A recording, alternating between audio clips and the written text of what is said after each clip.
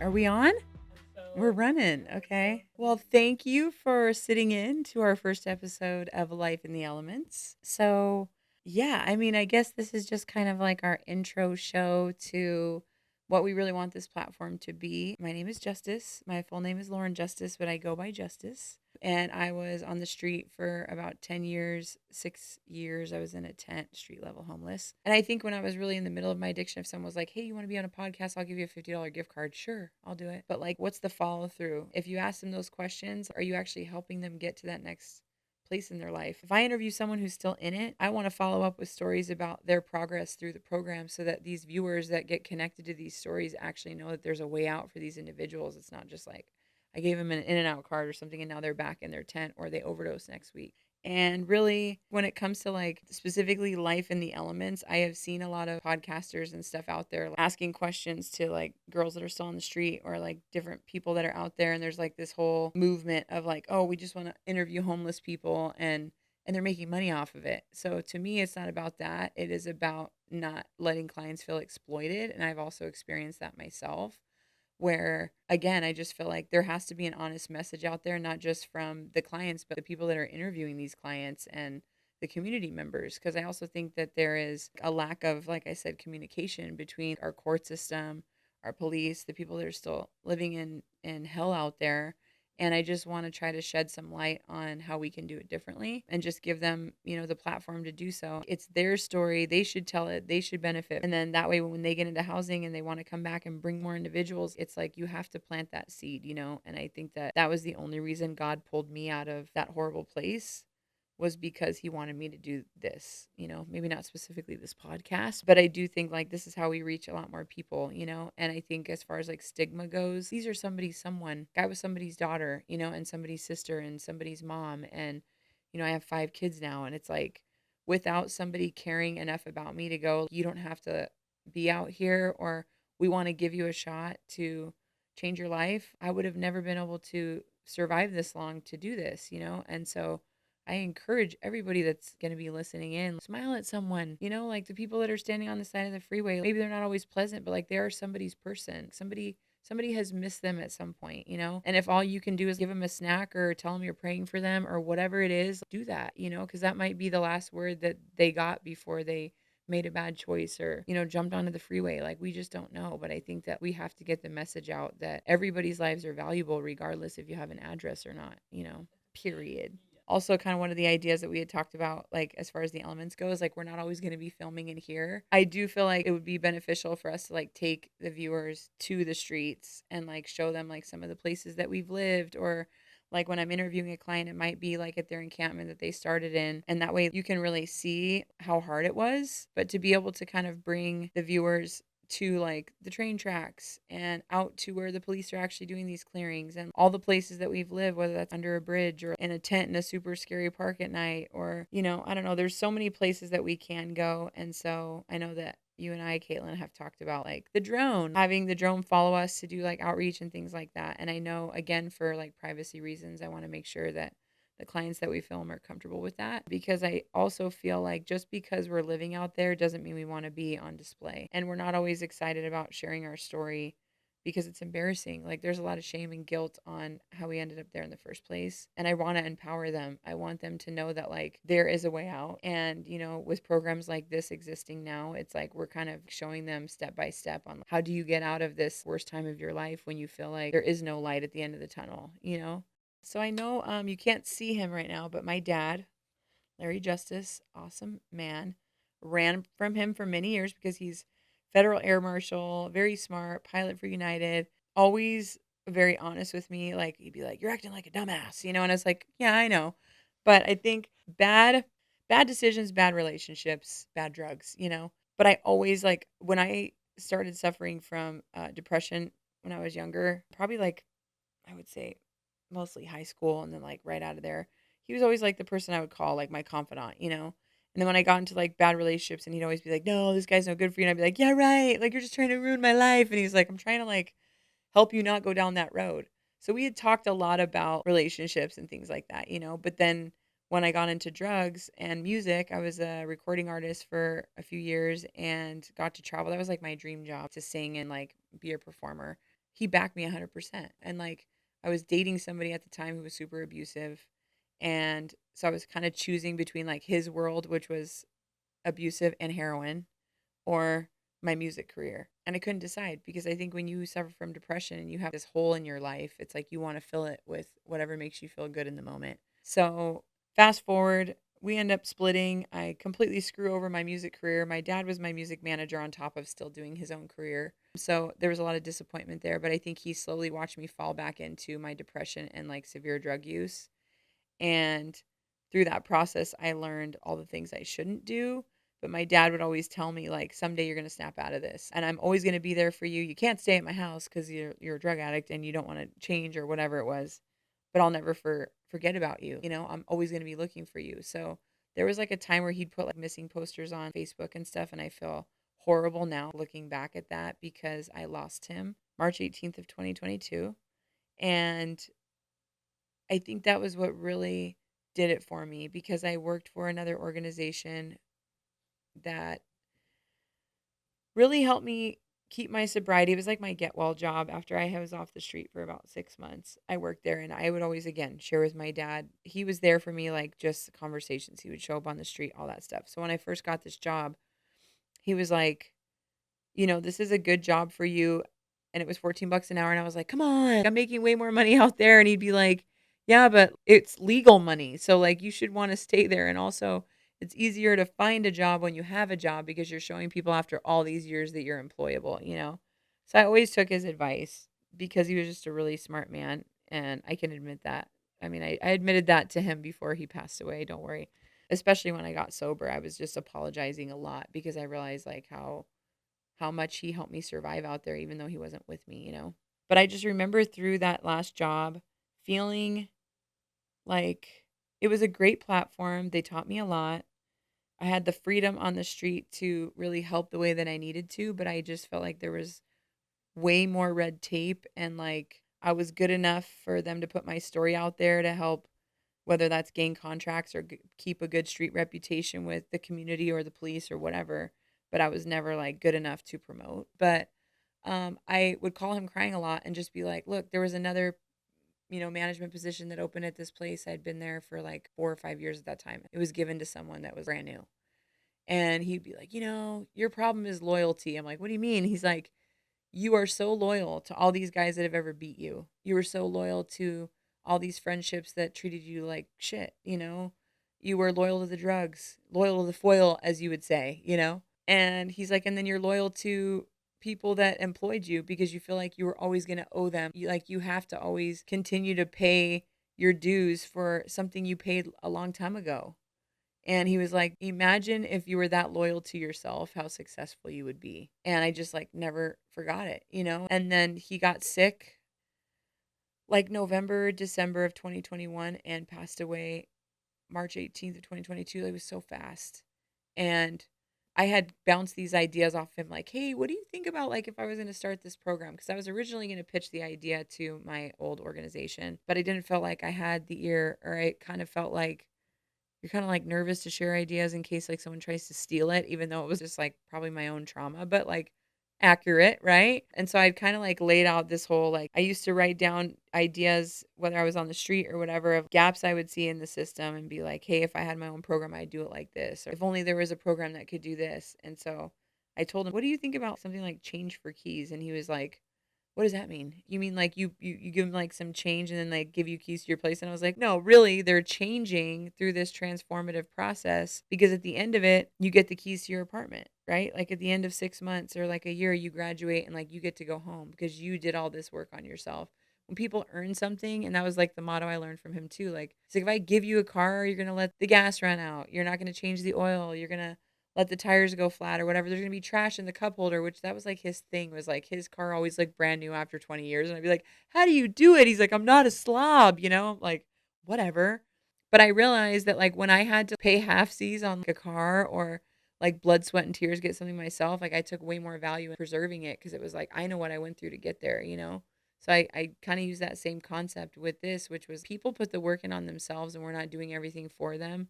but we're like guiding them like he guided me, then I feel like the value is really there. And so, having the bravery when he died, I went through like a horrible depression again, had just had my son, the fourth of the five.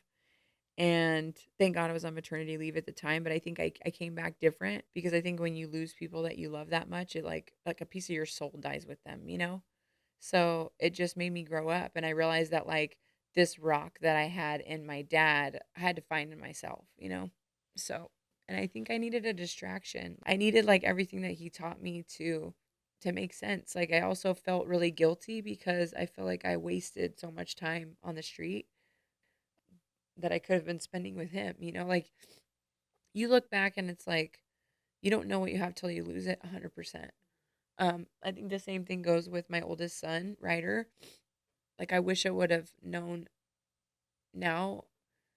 I wish I would have known then what I know now. But I also feel like I said, God has a plan for everything. If I had been able to keep it, I don't know if I would have had my other kids. So it's like, I know that all this stuff happened for a reason. I still don't know the reason I lost my dad, but I know that it must have been for his bigger plan. And I do think that it was like that kick in the ass that I needed to like actually step out on faith and be like, you know what? So I told myself like probably a couple months after I had gone back to my last job, like, you know what? Because I had never even gone to an interview like since I got that job. And I just kept thinking like the next person that offers me a position or an interview, I'm just gonna go and interview. And then my friend Jackie calls and she's like, "Hey, so because she always used to tell me like you're bigger than this place, like you let them treat you like shit." And I was like, and then she said something about loyalty, and it just like the lights went on, and she's like, "You remember you used to always tell me that your dad said that?" And I was like, "You know what? You're right." And she's like, "Well, good news. The CEO that I know is actually interviewing for a program director for ECM." And I was like, "What the heck is ECM?" And then she's like, "I have no idea, but like go and find out." So I email Krista, and like a week later I end up getting the interview, and I was like super nervous, and I remember like logging in from my house and there's no sound. And so like I suck at technology, like I barely log into a computer. I mean, I'm better now, I got to say, but then I was like, "What's going on with my sound?" And she's like, and she's trying to like talk to me, and then I could hear her at one point, but then she couldn't hear me, and then I couldn't hear anything she was saying, but she could only hear what I was saying, and I was like, "Oh my god, this is going horribly." So like for 15 minutes we were like looking at each other just like laughing.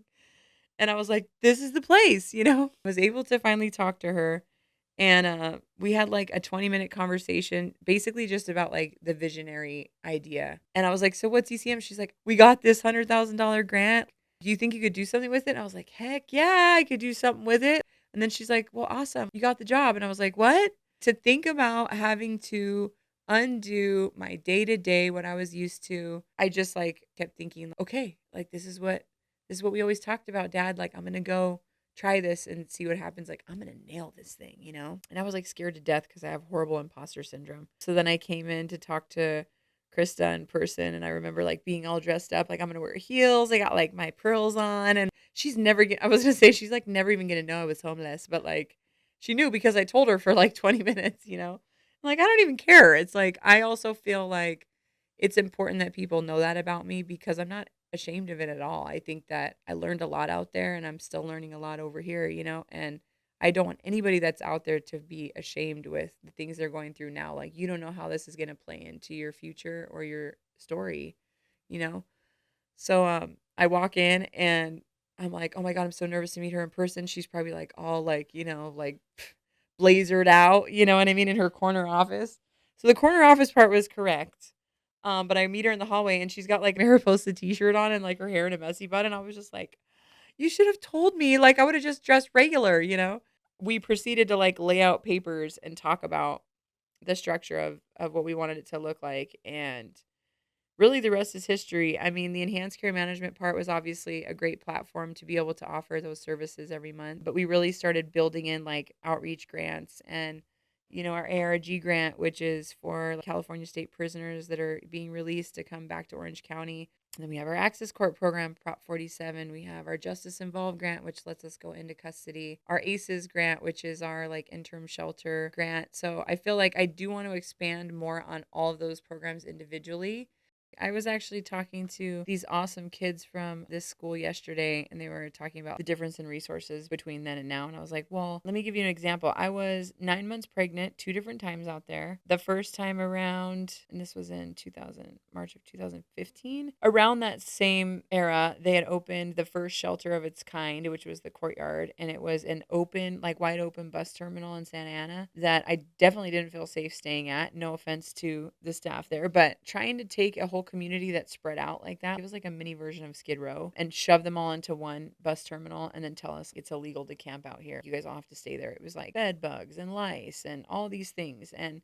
again, there's only so much they can do to maintain it, but there's just a lot of horror stories in shelters that I feel like some are probably true, or a lot are probably true, and some of them maybe not. But I know I didn't feel safe staying there. And that was before my partner ended up going to prison. And he didn't want to stay there either. And so we'd go there, like get soup and stuff like that. But like there was no walls. It was like all a bunch of cots with blankets. People are coughing. Everybody's sick. Everybody's exposed. And again, when you're on the street, it's like you want a little bit of space, you know, as like crazy as it sounds, you feel safer on your own in a tent than you do like in an open room with a bunch of people, because you don't know like, you know, what they're up to. But that was pretty much it. And I remember like crying in the car at certain points, sitting there with my partner, and just be like, we would pray a lot, even though we were addicts. We really just wanted somebody to be like, hey, we have a treatment bed for you and your partner, which still is hard to find. But we always talked about that. If we ever had the option to get sober and change together, we would have done it. There was nobody was talking about it. We had, I think, one person from the healthcare agency that used to come by there a lot, and I felt like seemed a little scared of us, to be honest with you. Like, wouldn't go too far in, or like only talk to certain people. We didn't really even know how to get connected with them. But I also think that, you know, we'd see churches and stuff like that, which was great because they were the reason that we actually had food out there. But like, there wasn't anybody talking about housing plan, or hey, these shelters have availability, or hey, you're pregnant, you should go to this shelter. Like nobody, I felt like nobody cared, you know. And then like every time I would get arrested and go to jail and get out, we're getting released across the street from Civic Center. So it's like, what are you going to do if there's no other resource and I can't go home? Where do I go? I go back to what I know. So I do feel like that's also changed. Having services at the jails where it's like you give people that they're like right at the crossroads. Let me catch you before you go back, because that could be the last time you ever see somebody, you know? So after the Courtyard, I think opened and then closed after I had gotten my outreach job, then they opened like Bridges, and then they opened Salvation Army. And I saw some of these as like trailers and tents before they were buildings.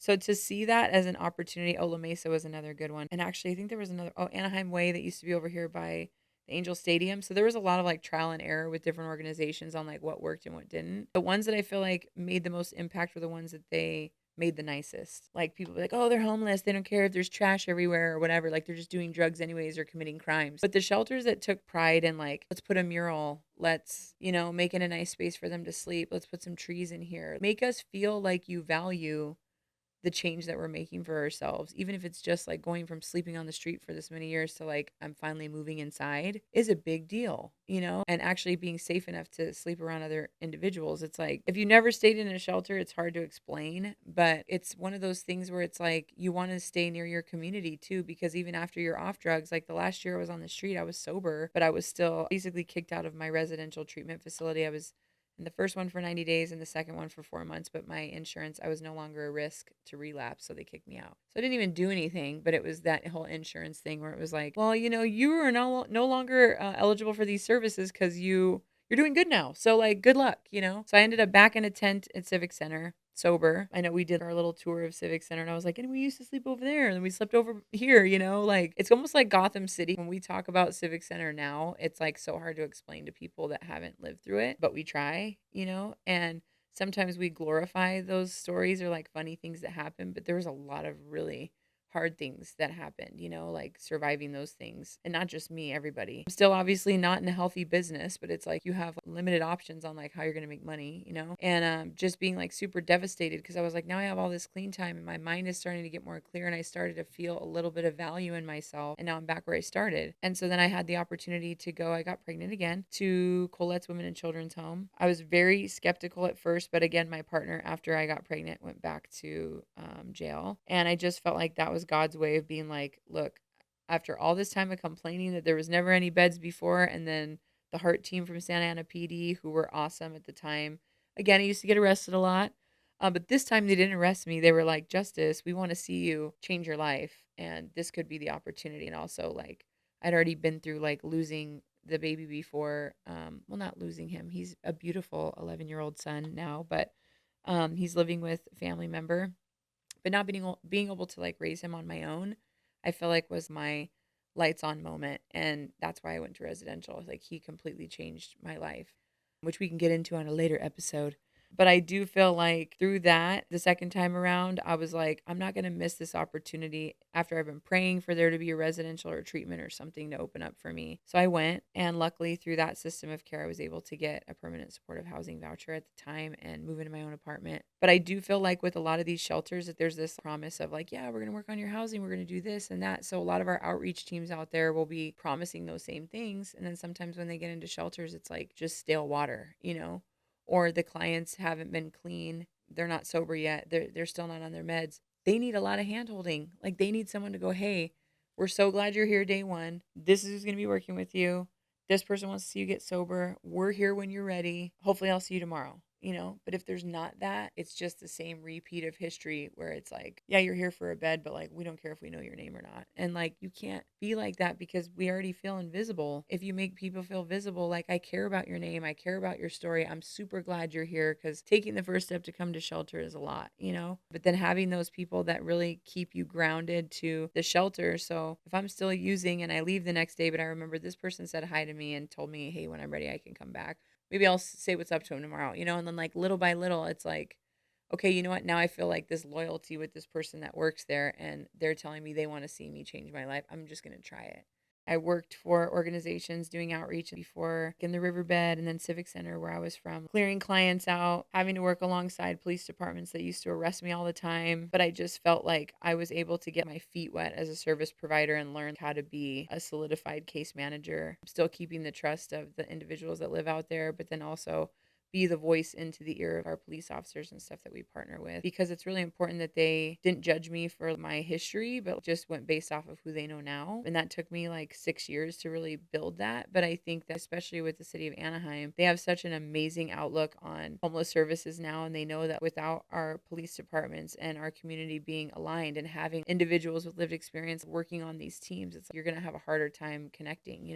So yeah, when I got to Mariposa, November 1st of 2023, I was able to start what I told Krista I wanted to call the Change for Keys program. And she was like, well, explain it to me. So it's basically like an incentivized program, like incentivized to change. What we could really use still is affordable units attached to the end of this program, where instead of like giving clients a unit right out the gate that are still struggling with fentanyl addiction or selling drugs or severe mental health that are, not med compliant and like hurting themselves, you can't house people like that and expect them to change. You have to show them how to do it. And I think that takes time. And also when we're meeting clients where they are and then step by step, like our program does, like alongside the client, they're more likely to be successful once they get their housing. And so that Change for Keys idea was kind of like we incentivize change. Hey, if this person's living alongside the freeway and we go and meet them and we're like, hey, we know that you're struggling and you're asking us for a detox, having an immediate detox bed in that tiny window is really important.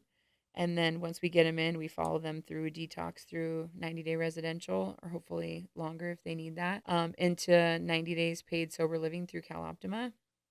And then, enrolling them in enhanced care management services, helping them collect housing documentation. Because most of us lose all of our stuff out there. You get an ID and it gets stolen in the middle of the night and you have to go again. So getting, their IDs together, getting their socials, taking them to the birth certificate office. Some of them haven't had that in like 10 years.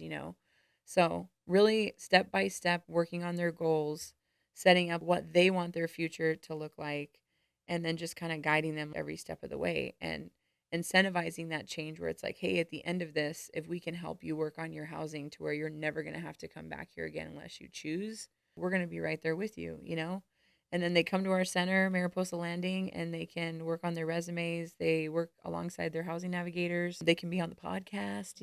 And I think that was another reason why I wanted to start this specifically, to get the message out of exactly what we're doing as Mariposa. And so I feel like even though we're not a shelter, if I can just get them in the doors at the center, then it's like we are all as a staff, and my whole team is the exact same way, where it's like, we want to know your name, we want to know your story, we want to encourage you, we're super proud of you regardless of how you showed up, that you showed up, even if you just made it here and then you end up smoking cigarettes in the back the whole time, like we're going to go sit with you out there.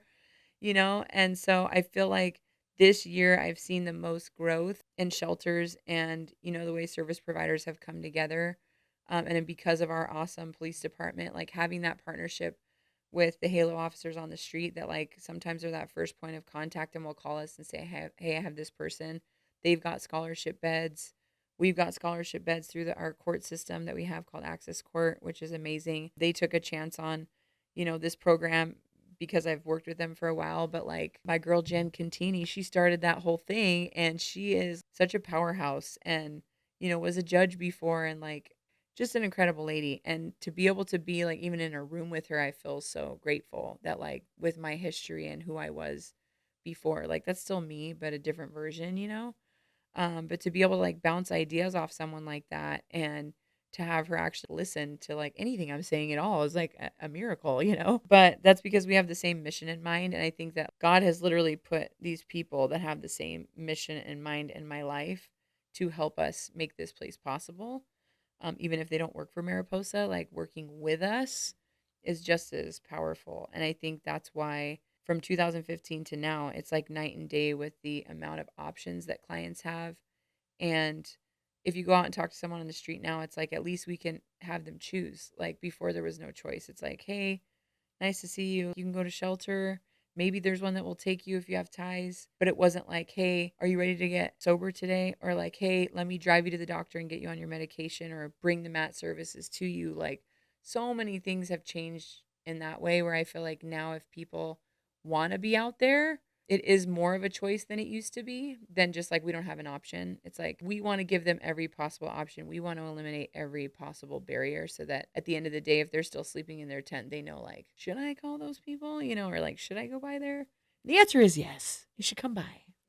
Well, I just want to say thank you for tuning into our first of many episodes of Life in the Elements. We'll probably have some more super exciting guests, so you don't just have to hear me talking the whole time, just to give more perspective and that really raw conversation and more depth to these stories that deserve to be heard from the streets and from all of our awesome partners and providers. And then hopefully we'll be able to hit the streets with some of these episodes. So continue to tune in, and we will see you soon.